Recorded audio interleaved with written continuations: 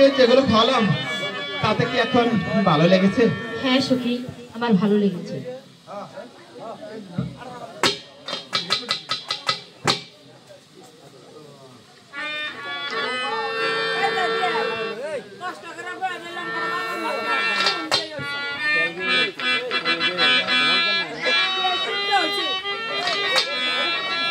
সখী,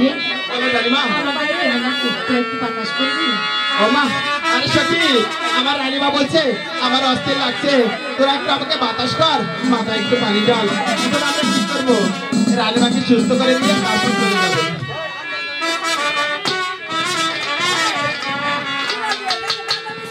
তোরা বাতাস কর, বাতাস কর, বাতাস কর সখী, মাথায় পানি ঢাল তোরা।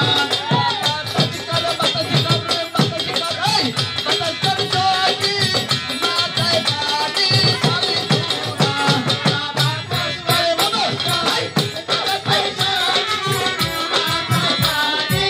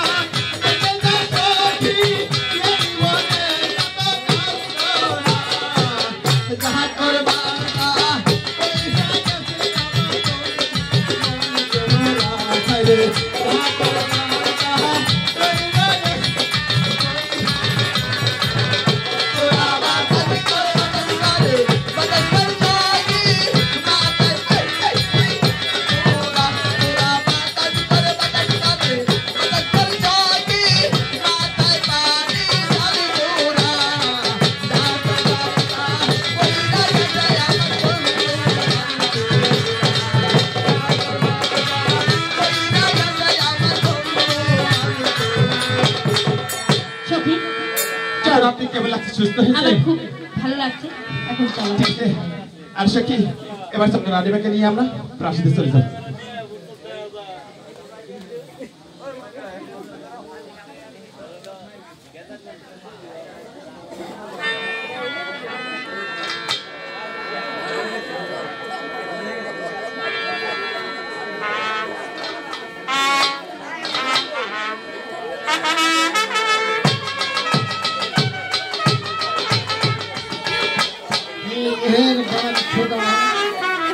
আমাকে কি খুশির সংবাদ শুনে দাও, ঘুমায় একটি খুশির সংবাদ শুনে দাও।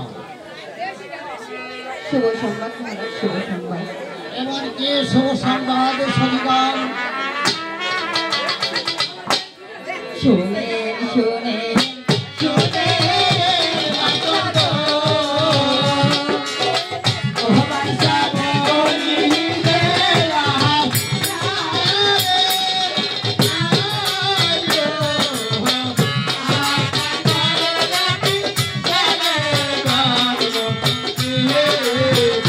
Hey!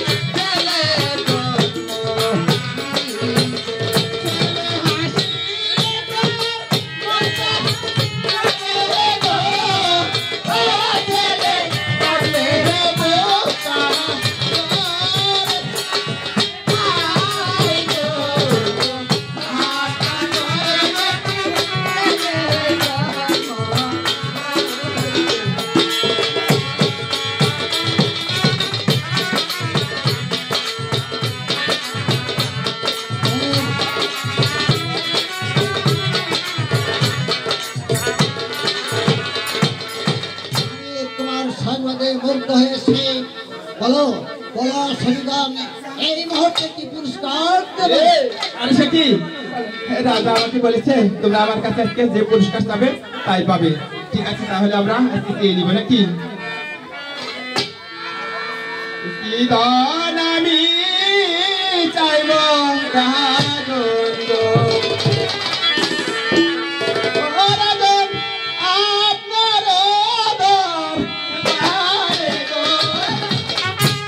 আপনার দর বারে গো, কি দান আমি চাইব রাজন্দ।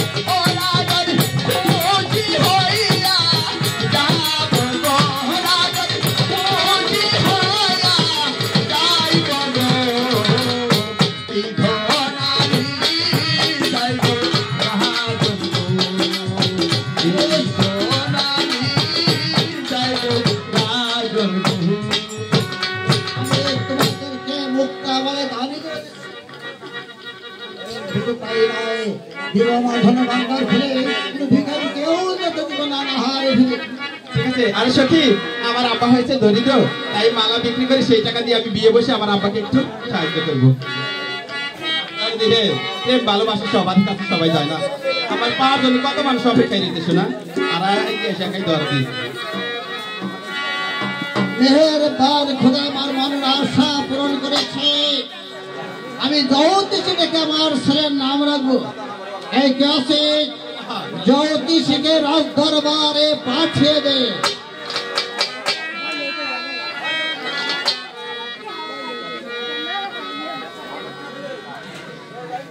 হ্যালো হ্যালো, আইলো আগে দইব কি মামা গনানায়ক, আইলো রে আগে দইব কি মামা গনানায়ক দিলখ,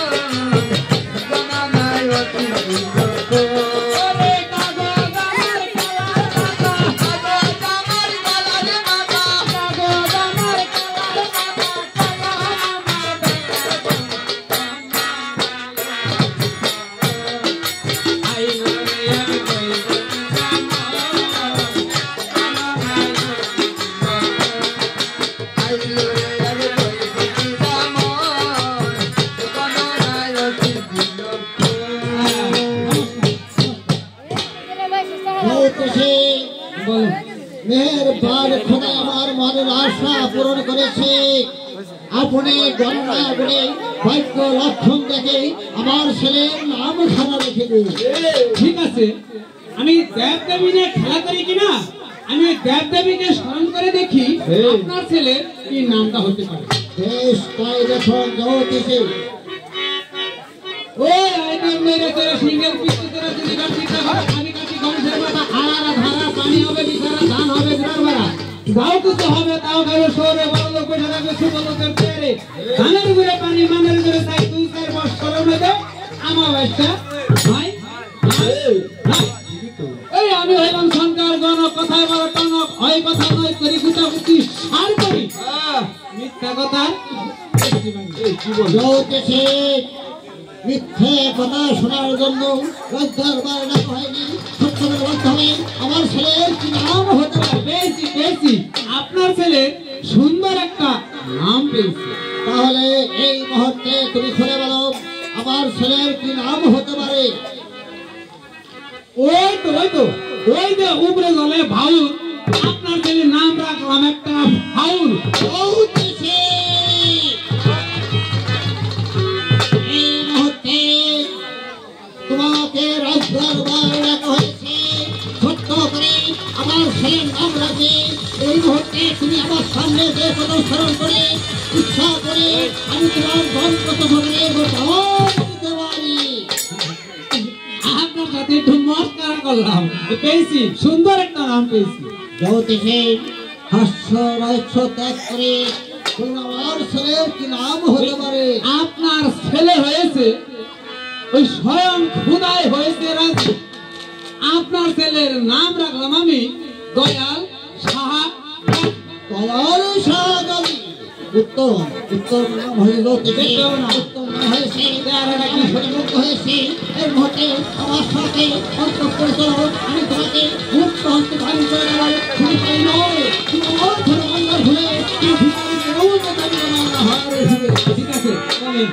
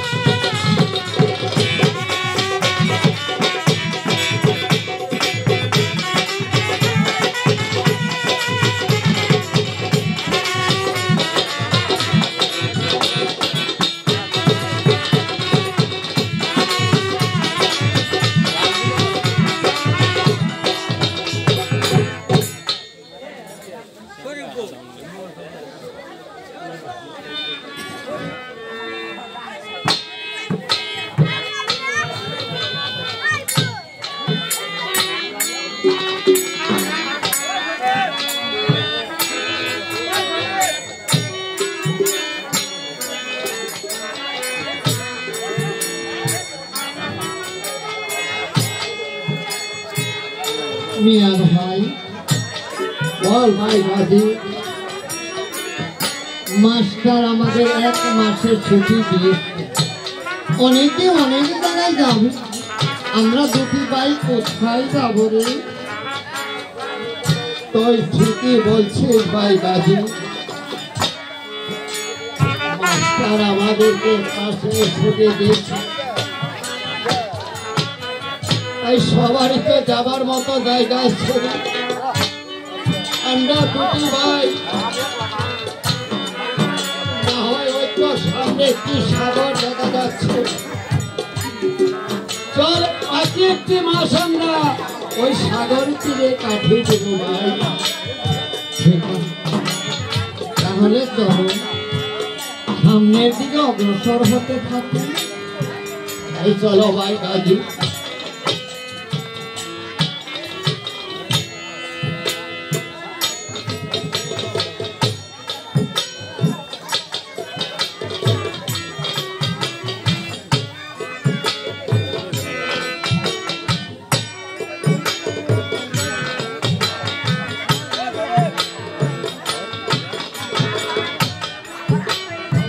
হঠাৎ চমকে গেলে কেন ভাই?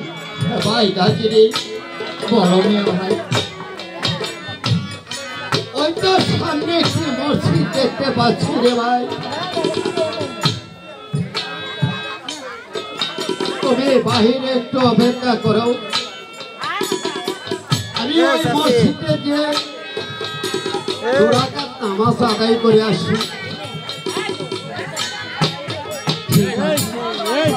তুমি মসজিদে গিয়ে নামাজ আদায় করে নাও, তদ্রূপ আমি তোমার জন্য বাহিরে অপেক্ষা করবো। ঠিক আছে, তাহলে চলে যাও ভাই।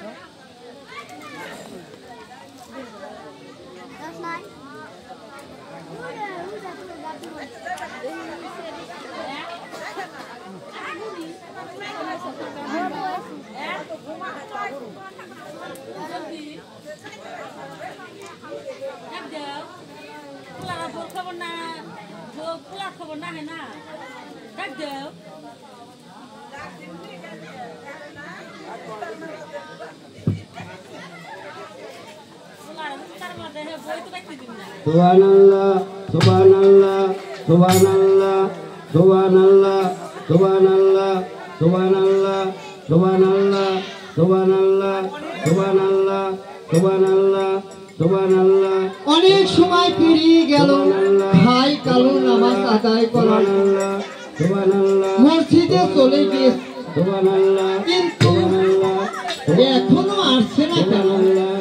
তাহলে আমি একটু সামনের দিকে অগ্রসর হয়ে দেখি ভাই কালো নামাজ আদায় হয়েছে কিনা।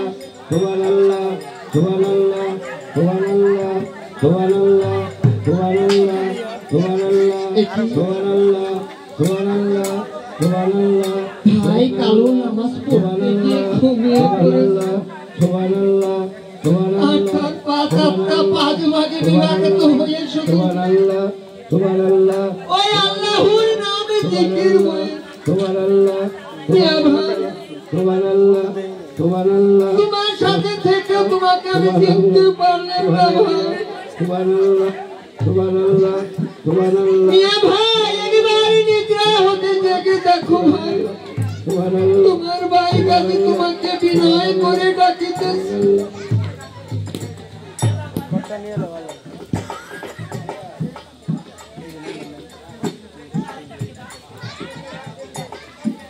ভাই গাজীরে মিয়া ভাই, আমি হঠাৎ তোর চোখে পানি দেখতে পাচ্ছি কেন রে ভাই? তোর এমন কি হয়েছে? কই আমার কাছে একটি বার খুলে বল ভাই। বলবো মিয়া ভাই, ছোটবেলা থেকে দুবাই সাথে বড় হয়েছে, কিন্তু তোমার মাঝে তো এমন বস্তু কখনো দেখিনি। ভাই গাজী, তুই কি বলছিস? আমি যে তোর কথা কিছুই বুঝতে পারছি নি। তুই আমার মাঝে এমন কি দেখতে পেলি? তুই আমার কাছে একটিবার প্রকাশে খুলে বল ভাই। মিয়া ভাই, বল ভাই গাজী। তোমার মাঝে এমন কিছু বস্তু আমি দেখেছি, এই বস্তু তুমি কেমন করে উপার্জন করলে? তুমি কেন এই বস্তু আমাকে কিছু কেন দান করনি ভাই? তুমি যাহা উপার্জন করেছো তা থেকে আমাকে কিছু আংশিক হলে দান করো না ভাই। ভাই গাজী, বলো মিয়া ভাই। এই বস্তু যে দেবার মতো বস্তু নয় রে ভাই। এই বস্তু রুজি করতে হলে অনেক কষ্ট করতে হবে। ক্ষুধার নৈকট্য দর্শন করতে আমাকে অনেক শ্রম দিতে হবে। আরে ভাই গাজী, বলো এমন কোন রাস্তায় গেলে আমি ক্ষুধার নৈকট্য দর্শন করতে পারবো? আমাকে সেই রাস্তাটি একেবারে দেখিয়ে দাও না ভাই। তুমি কি পারবে তাহলে ভাই? আরে, ক্ষুধার নৈকট্য দর্শন করতে গিয়ে তুমি আমাকে যাহা আদেশে করিবে আমি তোমার প্রত্যেকটা আদেশে শ্রবণ করব ভাই। বলো না এমন কোন রাস্তায় আমি গেলে ক্ষুধার নৈকট্য দর্শন করতে পারবো? ওরে ভাই গাজী, তুমি একজন কাবিল মুর্শিদের কাছে চলে যাও। তার কাছে গিয়ে তুমি তোমার নিজেকে অর্পণ করে দাও তার হাতে। সেই মুর্শিদ যদি দয়া করে তাহলে তুমি একজন মানুষের মতো মানুষ হতে পারবে ভাই। ঠিক আছে, তুমি যাহা আদেশ করিবে তোমার আদেশে মোতাবেক আমি কাজ করবো ভাই। তবু যে আমি তোমার মতো হতে চাই, আমি যেন তোমার মতো হতে পারি। হ্যাঁ ভাই গাজী, আমি যেন কোথায় নৈকট্য দর্শন ভাই। আমি তোকে প্রাণ ভরে আসি। তুমি আর বিলম্ব না করে এই মুহূর্তে একজন কামিল মুর্শিদের কাছে চলে যাও। তার কাছে গিয়ে তুমি শিক্ষা বিধান নিয়ে সেই মুর্শিদ যদি তোমাকে দয়া করে তাহলে তুমি এই আল্লাহর নৈকট্য লাভ করতে পারবে ভাই। ঠিক আছে, এখনই আমি পিতা মাতার নিকটে গিয়ে তাদের কাছে থেকে বিদায় নিয়ে আমি যে আল্লাহর নামে ফকির হতে চলে ভাই গাজী, বলো। তার আগে আমি একটি পরীক্ষা করে নিতে চাই তোমাকে। আমার কাছ থেকে এমন কি পরীক্ষা নেবে ভাই? হ্যাঁ ভাই, পরীক্ষা আছে। তাহলে একবার খুলে বলো না ভাই।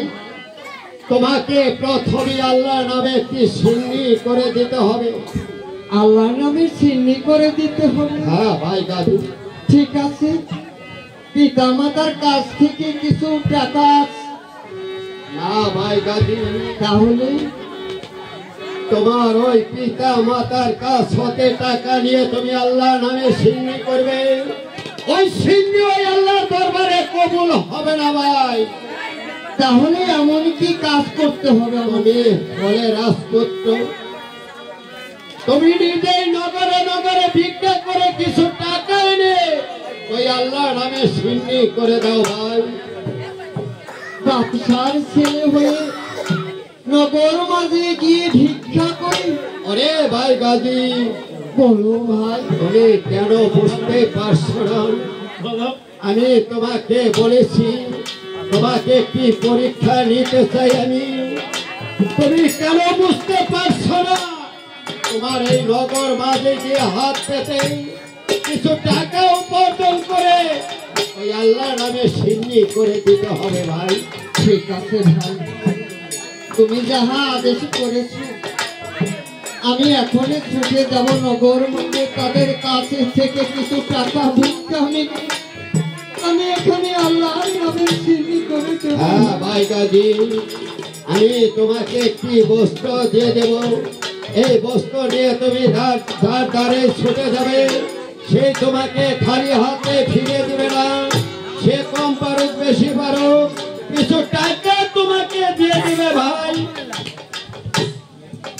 এই তো একখানা শ্রমর দিয়ে দিচ্ছি।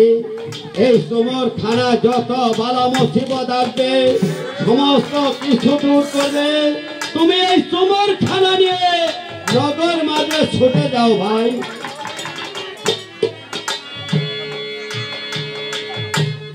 ঠিক আছে ভাই, আমি এখনই নগর মাঝে চলে যাব।